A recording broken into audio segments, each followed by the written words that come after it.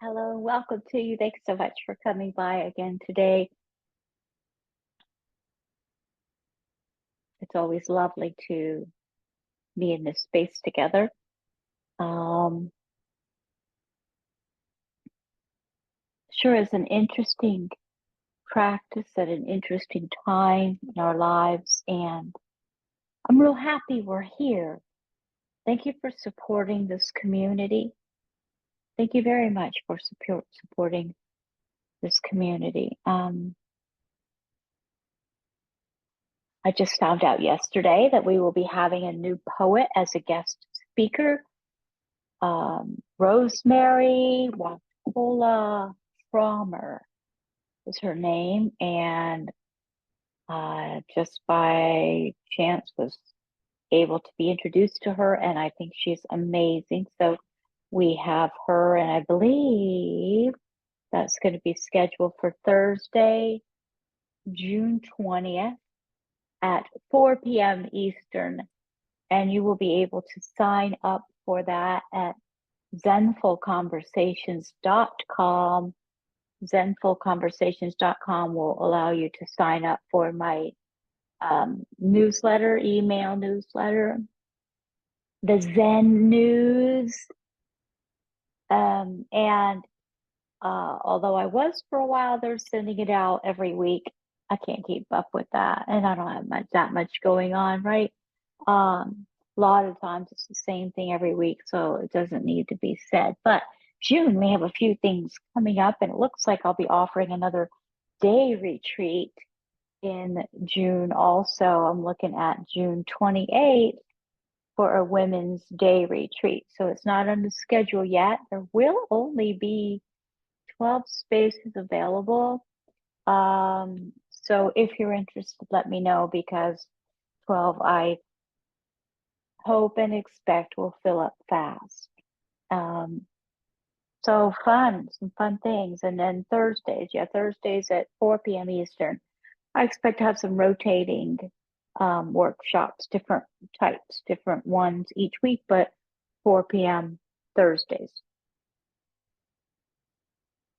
And that'll include the conversations too, when we have them. A couple other guest speakers in mind. I just, took a break for a while and ready to get back at it, a little bit slower pace though. So if you're listening, and we have chatted a bit about being a guest speaker,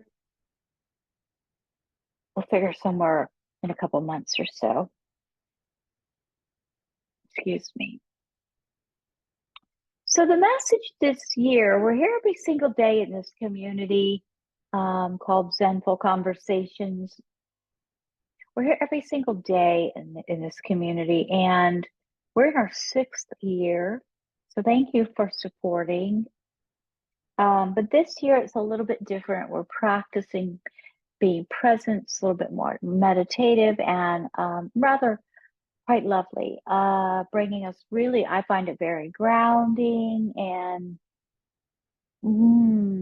allowing me to get to be a little closer to myself, I'll say. And I definitely think that it's helping my overall well-being. So it's kind of neat how that all works, The Book of Awakening by Mark Nepo, New York Times best-selling book, is described as having the life you want by being present to the life you have. So being present to our own lives is what we're talking about this year. And for me, I need to release some of the stimulation that is sticking with me. And I like to put this music on while we are gathered here. So let me just go ahead and put this Om meditation on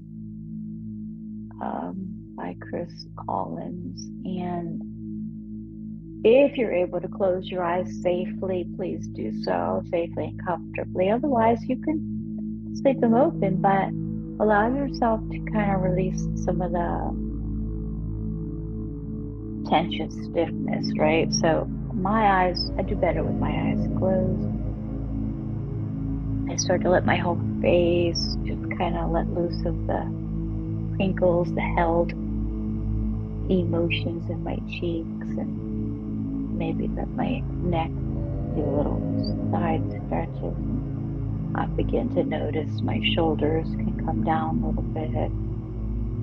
Look into that, feel into that spine and alignment, and the breath automatically for me right there gets a little deeper, wants to take a nice big, oh, good Lord, yes.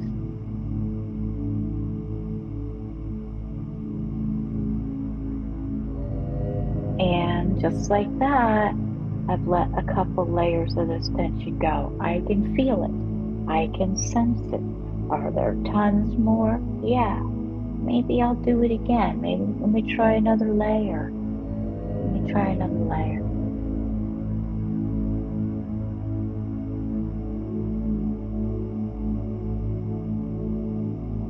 There we go. That's a little better. Thanks so much for coming by the practice today. It's an important practice and a wonderful message we're offered this year, being present for our own lives. Hello.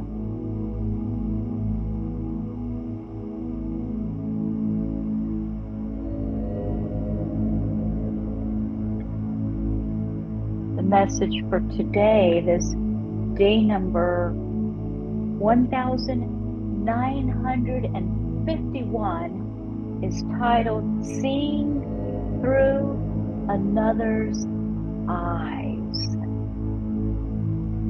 Seeing through another's eyes.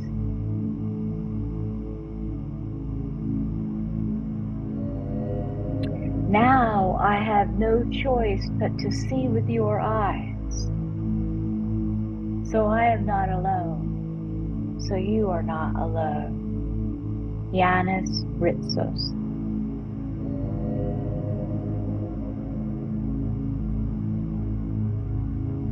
There is a story of Gandhi that reveals how profound and daring his sense of compassion was.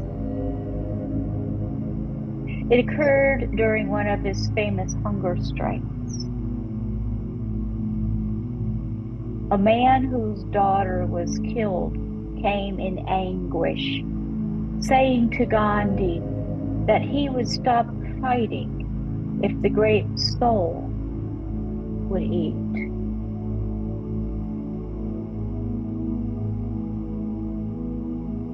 But Gandhi knew the healing was deeper than just stopping the violence.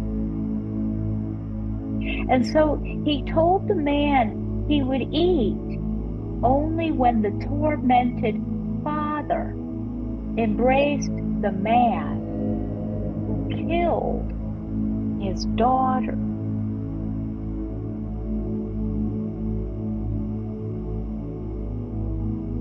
It is said that the man collapsed in tears,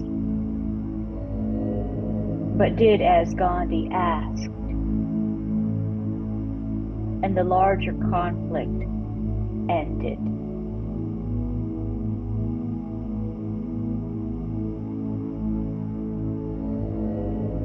This is an enormous thing to ask of someone in grief, of someone who has been violated. But beyond the vast courage needed to incorporate this kind of love into our daily lives, Gandhi's request reveals the irrefutable wisdom that only when the broken are healed, no matter what they have done, will we as people heal. Let's just take a breath with that.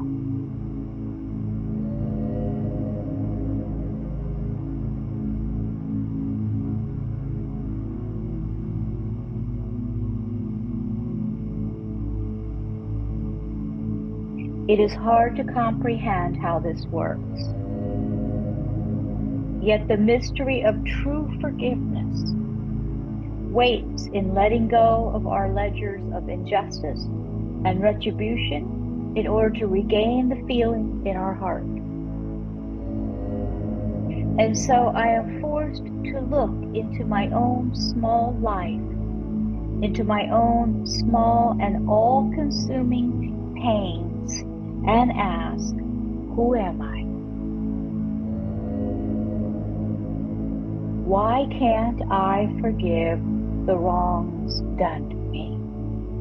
Why can't I, more than forgive, begin to trust again?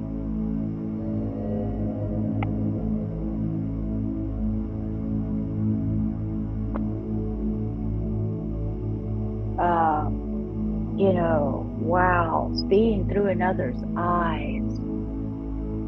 We've talked much about perspective. We've talked about over the past 5+ years perspective quite a bit. And we know we can choose our perspective. But this seeing through another's eyes, I was reminded again how differently two people can see the same thing. It's very differently. Seeing through another's eyes.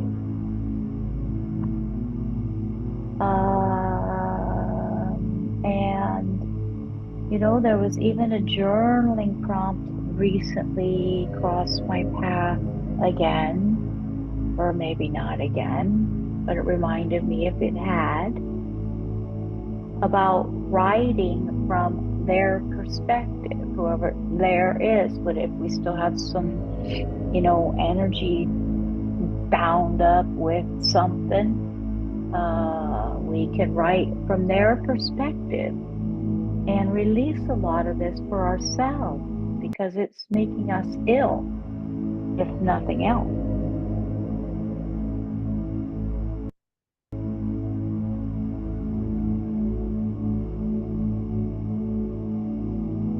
Seeing through another's eyes. So the meditation, the offering, the meditative exercise says to sit quietly. So let's drop it again and come in a little bit deeper. Let's just see if we can come in a little bit deeper. To see if we can get a little bit softer.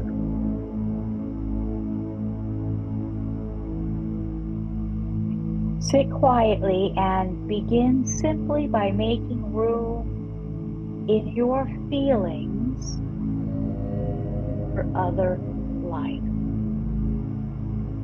Making room in your feelings for other life. Breathe slowly and bring to mind someone you do not understand.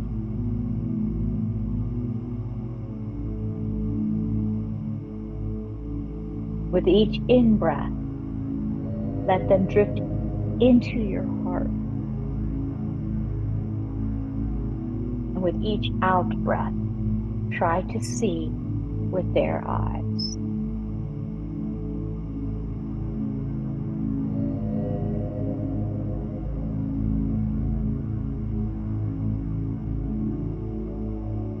These meditation practices they offer, Mark Nepo offers at the end, is quite powerful as well.